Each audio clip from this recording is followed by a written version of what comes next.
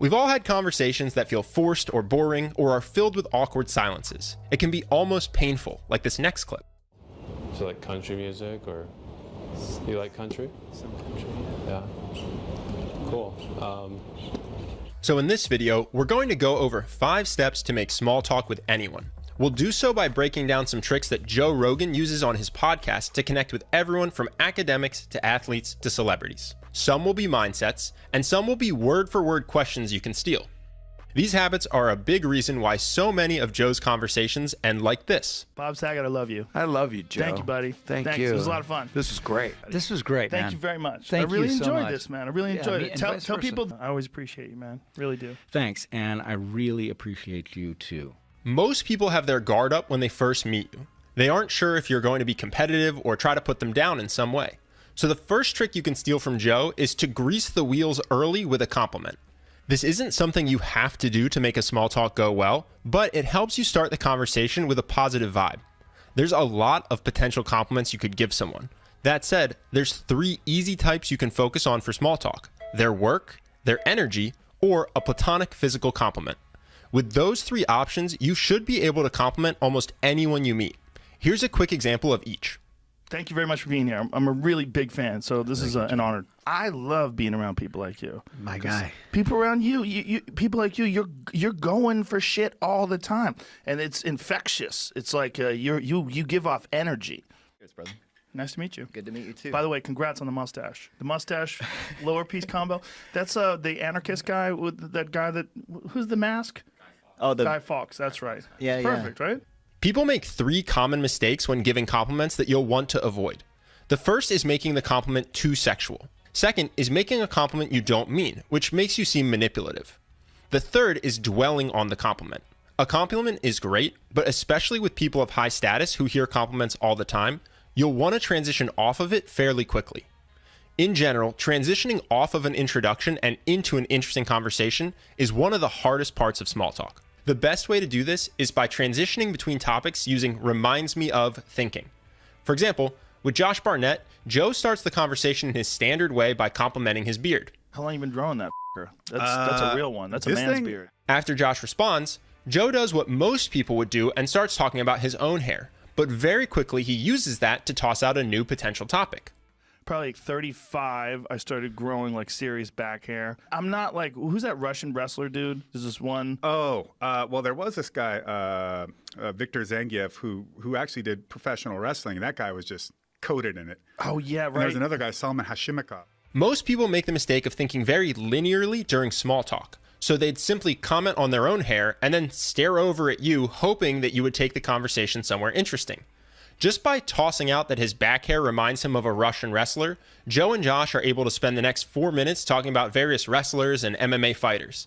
It's a simple habit to build and makes a huge difference in the quality of your small talk. Here's another quick example with Rob Lowe. Rob asked Joe a question about baseball, which Joe doesn't seem interested in talking about.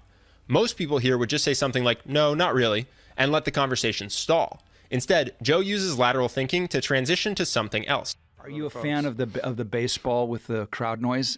Piped in crowd noise? No, I'm not a fan of fake noise. I hate that some cars do that. They put fake engine noise through the speakers. Oh, Jesus. Exactly. Because he didn't just answer the question, but instead asked himself what fake sound in a baseball stadium reminds him of, they were able to transition to cars, a topic it turns out they both love.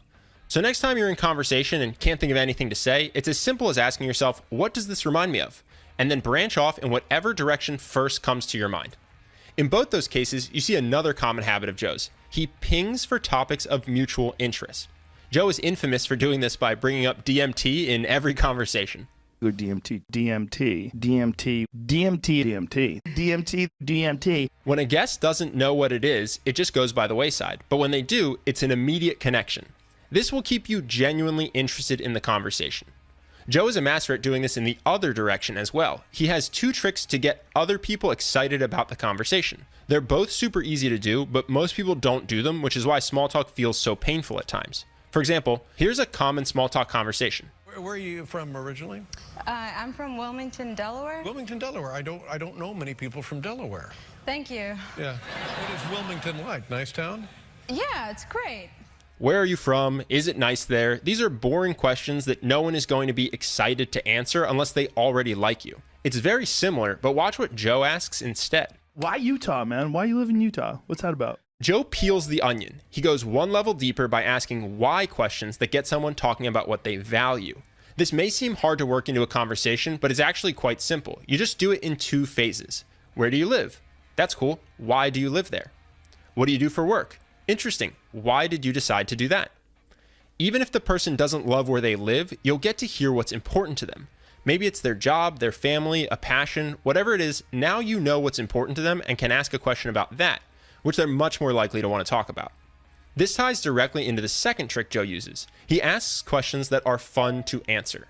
For example, an issue you might run into with small talk is that some people don't have anything interesting going on in their lives to share about. One way to get them past that block is to ask a fun question that removes the constraint of having to be realistic. Here's a few examples. If you had a magic wand and someone said you could do whatever you want to fix this, what would you do? If you were the king of the world, said, Ed, what are we going to do? Let's say you become president.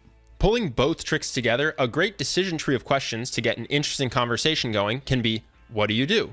Then as a follow-up, do you like it? If they say yes, you can ask why and elicit their values. If they say no, you can ask, well, if you had $100 million, what would you do instead? Joe also has 2 habits for creating a connection with people while listening. The first is he laughs easily. This makes it more fun to talk to him because it makes you feel good for being funny even when you aren't trying to be. For instance, watch him react when Elon Musk talks about selling flamethrowers through the Boring Company. How many did you make? 20,000. And they're all gone. Here's another example where Joe laughs at what Dan Bilzerian is saying, even though Dan isn't trying to make a joke. And I was single, and I was just like, you know what? It. I'm just kind of like do bucket list shit, like whatever I wanted to do when I was a kid, I'm just gonna fucking do it. He's able to find humor in the absurd, and in both cases, you see the other person light up a bit as they get a laugh from Joe. For another example, watch David Blaine's big smile after he accidentally makes Joe laugh. Yeah, but Choked out is euphoric. Right. Yeah. Exactly. Except this one's even better. And then you have all these dreams. No. You make it sound exciting. The goal here is not to fake laugh. What you want to do is allow yourself to laugh every time you find something funny. Laughing is a habit that gets easier the more you do it. So if you struggle to laugh when you're out with friends or in conversation with strangers, a good habit is to watch something you know will make you laugh right before going out. This will help you be in a better state to laugh in conversation. The second habit Joe has when listening is mirroring. There's several ways to mirror, but Joe's is most similar to ex-FBI negotiator Chris Voss's method.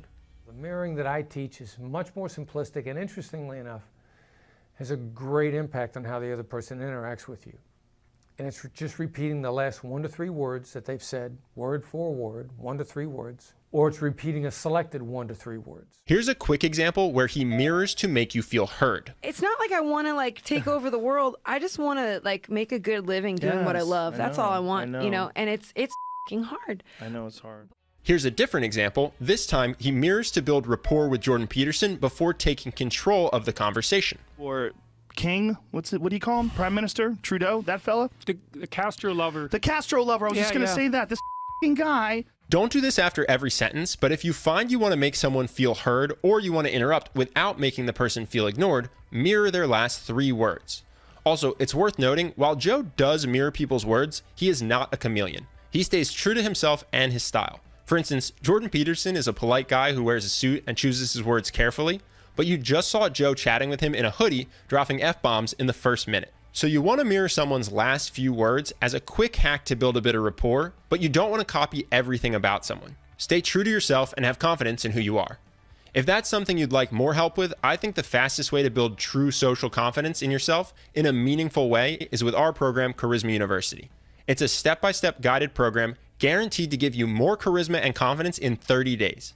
Now you can read all about the details in the link below, but I figured the strongest way to let you know what it's all about is just to let the members speak for themselves. So here are just a few of the things that CU members have written in. The first is from a guy who was interviewing for new jobs. He says, I interviewed at dozens of places for jobs after medical school. At the end of one of my interview days, the doctor pulled me aside and said that hands down, I had the best interview out of everybody, and that they would love to have me at their program.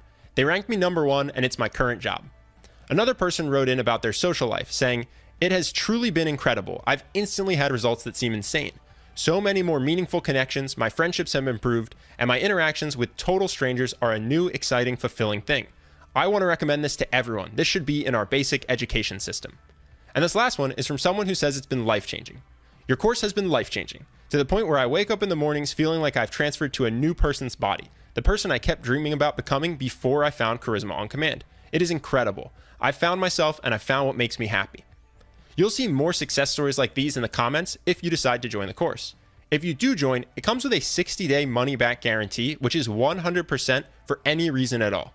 I make it 60 days even though the course is only 30 days because I want to make sure that every single member truly feels like they're getting a ton of value from the course.